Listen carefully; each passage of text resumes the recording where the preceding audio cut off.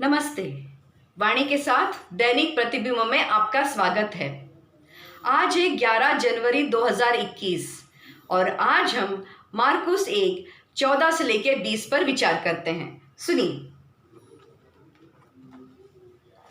यूहन्ना के गिरफ्तार हो जाने के बाद ईसा गलीलिया आए और यह कहते हुए ईश्वर के सुसमाचार का प्रचार करते रहे, समय पूरा हो चुका है, ईश्वर का राज्य निकट आ गया है, पश्चाताप करो और सुसमाचार में विश्वास करो। गलीलिया के समुद्र के किनारे से होकर जाते हुए ईसा ने सिमोन और उसके भाई एंद्रियास को देखा।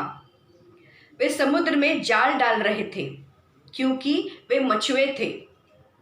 ईसा ने उनसे कहा, मेरे पीछे चले आओ, मैं तुम्हें मनुष्यों के मछुए बनाऊंगा। और वे तुरंत अपने जाल छोड़कर उनके पीछे हो लिए। कुछ आगे बढ़कर ईसा ने जबेदी के पुत्र याकूब और उसके भाई यूहन्ना को देखा। वे भी नाव में अपने जाल मरम्मत कर रहे थे। ईसा ने उन्हें उसी समय बुलाया। वे अपने पिता जबेदी को मजदूरों के साथ नाव में छोड़कर उनके पीछे हो लिए। यह प्रभु की वाणी है। सोक्रेटिस एक प्राचीन ग्रीक फिलोसोफर थे जो अपनी महान बुद्धिमत्ता के लिए प्रसिद्ध थे। एक दिन उसने एक संकीर्ण रास्ते पर जेनोफोन नामक एक युवक का सामना किया। अपनी छड़ी से रास्ता रोकते हुए सोक्रेटिस ने उस आदमी से पूछा कि उसे भोजन कहाँ मिल सकता है। उन्हें तुरंत कई प्रतिक्रियाएं मिली। तब सोक्रेटिस ने पूछा, और लोग अच्छे और सम्मानजनक कहाँ बनते हैं?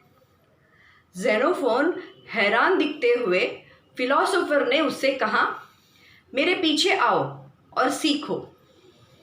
अगर आपने कभी सोचा है कि प्रेरितों ने यीशु का अनुसरण करने के लिए सब कुछ छोड़ दिया, तो आपको इस छोटी सी कहानी में एक कारण मिल सकता है।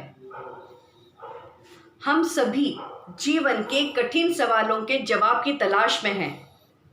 जब हम किसी ऐसे व्यक्ति के पास जाते हैं जो उनके पास हो सकता है, तो हम उसका अनुसरण करते हैं या उनकी पुस्तक का अध्ययन करते हैं जो वह जानता है। यही कारण है कि गुरु इतने लोकप्रिय हैं। हम सभी जीवन का अर्थ ढूंढ रहे हैं। निश्चित रूप से इसका कुछ उद्देश्य होना चाहिए या दिन प्रतिदिन के अस्तित्व की एक सरता से परे। हमें यह कैसा पता चलेगा? यह फिलोसोफर की लोकप्रियता के लिए जिम्मेदार है।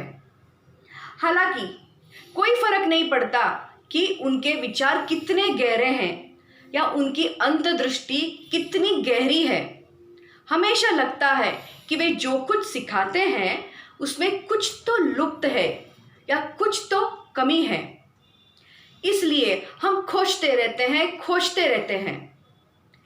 लेकिन जीवन के लेखक को खोजने के बाद हमारी तलाश समाप्त हो जाती है।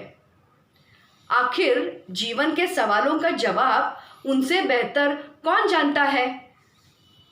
हालांकि इसके बाद एक और सवाल उठता है, हम कैसे जाने कि जीवन का लेखक कौन है? ऐसे तो कई ऐसे लेखक हैं। यीशु हमारे लिए इसे सरल बनाता है। वह कहता है, आओ और देखो। यूहन्ना 1:39 में देखें। वह हमें आंखें बंद करके विश्वास करने के लिए नहीं कह रहा है। वह हमें उसकी खोज के लिए आमंत्रित कर रहा है।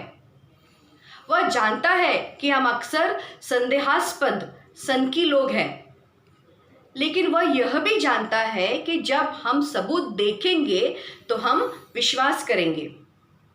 जॉन बैप्टिस्ट ने एक बार अपने शिष्यों को यीशु के पास यह पूछने के लिए भेजा, क्या आप वही हैं? यीशु ने तब बहुत से लोगों को चंगा किया था जो बीमार थे और बहुत से लोगों को अपदूतों से मुक्त किया था। उन्होंने यूहन्ना के शिष्यों से कहा, जाओ, तुमने जो सुना और देखा है उसे यूहन्ना को बताओ। अंधे देखते हैं, लंगड़े चलते हैं, कोढ़ी शुद्ध किए जाते हैं, बहरे सुनते हैं, मुर्दे जिलाए जाते हैं, दरिद्रों को सुसमाचार सुनाया जाता है। लूका 7:18-23 में देखें। जिन 12 प्रेरितों को यीशु ने अपने पीछे चलने के लिए आमंत्रित किया, उनमें से 11 ने इस बात की सत्यता की खोज की कि वह कौन था, क्योंकि उन्होंने उसका अनुसरण करने के लिए उसका निमंत्रण स्वीकार कर लिया। वह आज हमें उसका अनुसरण करने के लिए आमंत्रित कर रहा है। आप क्या करना चाहते हैं? यीशु का शांति और प्रेम आपके साथ बना रहे। नमस्ते।